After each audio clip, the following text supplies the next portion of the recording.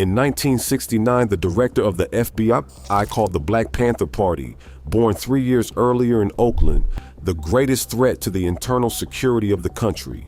He was not talking about their weapons. The most dangerous thing the Panthers ever built was an idea, and the man behind that idea was Huey P. Newton.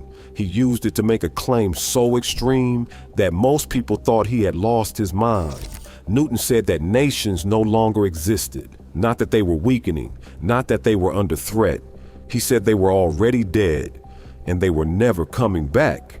He called the theory revolutionary intercommunalism, the theory that nations no longer existed and had been replaced by a single global system of interconnected communities.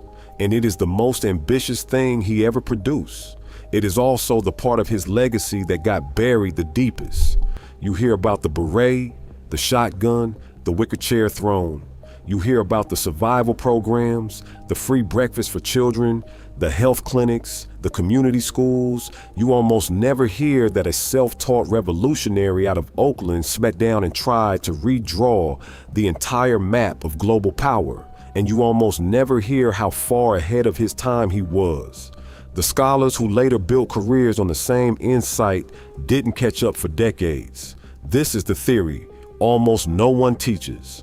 What Newton actually meant when he said the nation was dead. How a revolutionary out of Oakland built a framework the academy wouldn't reach for a generation. And why the moment he finished assembling this idea was the same moment the FBI finished pulling his party apart. To understand it, you have to start with the problem that broke every political belief Newton had. Start with the fact almost nobody believes when they first hear it. Huey Newton graduated from high school in Oakland in 1959, unable to read, not poorly, functionally illiterate. The man who would later out-argue university professors left 12 years of American schooling without being able to get through a page of text. So he taught himself. The first book he forced his way through was Plato's Republic, reading it over and over until the sentences cracked open. By the time he reached Merritt College in Oakland, he was tearing through Marx, Lenin, Fanon, Mao, and Malcolm X. He was building, in private, the exact education the system had never intended him to have. At Merritt, he met a student named Bobby Seale. In October of 1966, the two of them founded the Black Panther Party for self-defense. Seale became chairman. Newton became Minister of Defense. In the beginning, the program was concrete and local. Armed patrols watching the Oakland police, a 10-point platform demanding housing, employment, education, and an end to police brutality. Free breakfast for children. The early Panthers understood Black America as something close to a colony inside the United States, an occupied nation that had to be liberated like any other. Then the state came for Newton directly. In 1967, he was charged in the shooting of an Oakland police officer. The trial turned him into the most famous political prisoner in the country. Free Huey became a global slogan. Crowds chanted his name around the world. And when his conviction was thrown out and he walked free in 1970, he returned to a movement that had made him an icon. But Newton came back with a problem he couldn't put down. For all of it, the patrols, the platform, the worldwide fame, the chanting crowds, the actual conditions of Black and poor people had barely moved. Abroad, the revolutionary movements he admired were cutting deals to survive the Cold War. The framework that built the Panthers no longer explained what he saw. The idea of Black America as a colony fighting for nationhood had stopped making sense. And Newton, the self-taught man who trusted dialectical materialism over slogans, did the most dangerous thing an ideologue can do. He started questioning the foundation his entire movement was built on. To follow what Newton did next, you have to follow the ladder of ideas he climbed. One by one, he kicked each rung out from under himself. The first rung was Black nationalism. The early Panthers, like much of the movement, treated Black America as a nation trapped inside another nation, an internal colony occupied by the police the way a foreign army occupies conquered territory. The goal then was liberation, the same thing the Vietnamese and the Algerians were fighting for. But Newton kept hitting the same wall. A nation needs land it actually controls. It needs the power to run its own economy and defend its own borders. Black America had none of that, and Newton couldn't find a realistic path to getting it. You can't decolonize your way back to a nation you were never allowed to build. So he climbed to the next rung, the one most of the radical left was standing on. Internationalism. If you couldn't win as one nation, you joined a global alliance of oppressed nations. The Vietnamese, the Chinese, the Cubans, all fighting the same empire from their own corners of the map. For a while it fit. The Panthers built real ties with revolutionary movements overseas. But then Newton noticed a contradiction he couldn't talk his way around. He was attacking American nationalism as a poison while cheering Vietnamese nationalism as a virtue. He was treating the people of Vietnam as a separate nation to be supported from the outside, which when he looked at it honestly was a little condescending and more than a little incoherent. And underneath that contradiction was something far larger, the realization that detonated everything above it.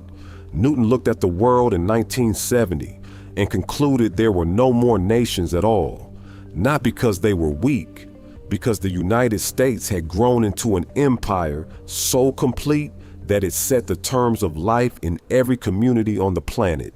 A village in Vietnam and a block in Oakland were being run by the same machine, the same ruling circle, the same flow of capital and force. If that was true, the nation was no longer a real thing. It was a leftover word for a unit of power that had already been swallowed. And every politics built on that word, nationalism and internationalism alike, was describing a world that no longer existed, which left Newton with a strange and specific problem. If nations were gone, something still had to be real. He went looking for the smallest piece of the world that was still real. He found the community, and the theory he built on top of it is where this gets genuinely strange. Newton threw out the nation and rebuilt the whole theory on the one unit he decided was still real, the community. A neighborhood, a village, a block, not a country with a flag and a border, but the actual place where people live and work and depend on each other. He argued the world had already been woven into a single web of these communities. The only real question was who controlled the web. Right now, Newton said, the answer was the empire. He called the present condition reactionary intercommunalism. The world had become one integrated community, but it was dominated by what he called the ruling reactionary circle, a small set of imperialists who had laid siege to every community on earth. They controlled the institutions so completely that the institutions no longer served the people living under them. The school, the police force, the factory in your own neighborhood answered to power somewhere far above you. The integration was already finished. The people just didn't own it. And here Newton said something that should have stopped the room cold. He argued the real rulers of this system were no longer governments. They were corporations. He leaned on a 1969 book called Empire and Revolution by the scholar David Horowitz.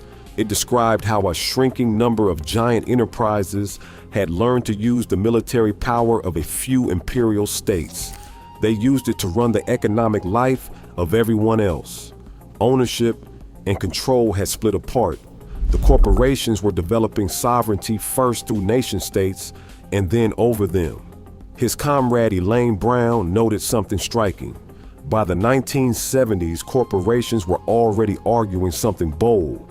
They controlled more wealth than most member states of the United Nations, so they ought to be seated alongside them.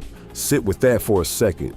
A self-taught revolutionary speaking in 1970 was describing multinational corporations as the true sovereigns of the planet, more powerful than the governments that supposedly contained them. The word globalization was barely in use. The landmark academic theory of global empire didn't arrive until the year 2000. That was the celebrated work of Michael Hardt and Antonio Negri, published as Empire. Newton got there 3 decades early from a lectern with a community college degree and a prison record behind him. So if the empire already ran the single world community, the revolution could not be about building a nation or allying nations. It had to be about seizing the web itself. That was the other half. Revolutionary intercommunalism. The moment the people, instead of the ruling circle, took the means of production, they would spread the wealth and the technology evenly across every community on Earth. Not aid from rich nations to poor ones. A flat redistribution across a planet that was already one system, simply turned in the opposite direction. Newton did not pretend this would deliver paradise overnight. He expected a long period he called cultural lag. People would still carry the old habits of greed and racism, even after the structures changed. The world would linger in revolutionary intercommunalism until those habits washed out. Only then, he believed, would the state itself wither away and something like real communism finally arrive. Newton had taken the oldest dream of the radical tradition and rebuilt its entire foundation. He built it for a world he insisted that had no nations left in it. Here is the cruel timing at the center of this story. Newton finished building the most expansive idea in Black Panther history, and he finished it at the exact moment the FBI was demolishing his party. By 1971, the Bureau had run more than 200 separate operations against the Panthers. That was more than against any other domestic group in the program's history. One of its favorite tools was forgery. Agents wrote fake letters, signed with names that weren't theirs, and mailed them between Panther factions. The goal was to convince each side the other was planning to kill them, or worse, working with the police. And the fault line they pried at hardest was the widening distance between Newton and Eldridge Cleaver. Exiled in Algiers, Cleaver and his wife Kathleen Cleaver, the party's communications secretary, always wanted armed struggle. Newton wanted survival programs and theory. There is a detail here so bitter, it almost reads like fiction. The wing Cleaver ran out of Algeria was officially called the Intercommunal Section, named for Newton's own theory. And in February of 1971, after Cleaver attacked him in a televised interview, Newton expelled it. The section that carried the name of his greatest idea was the section the FBI's forgeries helped him cut loose. Elaine Brown was in the room when Newton called Algeria to make the break. She remembered him with tears in his eyes, saying to Cleaver, "I thought we had a party." The split turned deadly within weeks. Panthers on opposite coasts began killing each other. The party that had carried Newton's ideas around the world never recovered. The theory he had just finished building was orphaned almost on arrival, born into a dying organization, too abstract to fit on a poster, never given a real chance to be tested in the world it was designed to describe. And so revolutionary intercommunalism slipped into the gap between Newton, the icon, and Newton the thinker. The beret stayed famous. The theory did not. The man who built it spent his final years far from any lectern and was shot dead on an Oakland street in 1989. But Newton had left one more piece of evidence behind. In 1980, the high school graduate who once couldn't read earned a doctorate from the University of California, Santa Cruz, entitled his dissertation, War Against the Panthers. In it, he laid out, with footnotes, exactly how the FBI had used forged letters to break his party from the inside. He had become the historian of his own destruction. For decades, the verdict on revolutionary intercommunalism was simple. It was a footnote, a strange, dense theory from a man better remembered for a shotgun and a wicker chair. The universities that might have taken it seriously mostly looked past it.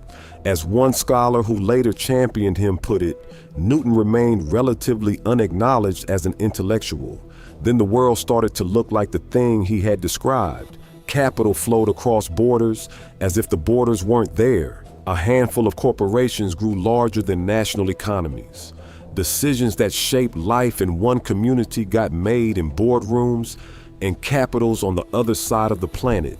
The institutions in your own neighborhood kept answering to power somewhere far above you. When Michael Hardt and Antonio Negri published their celebrated theory of a borderless global empire in their book Empire, published in 2000, they were greeted as visionaries. They were also, without most readers knowing it, arriving at a station Huey Newton had pulled into 30 years earlier. That is the part worth being honest about. Newton's diagnosis has aged frighteningly well. His cure never got tested.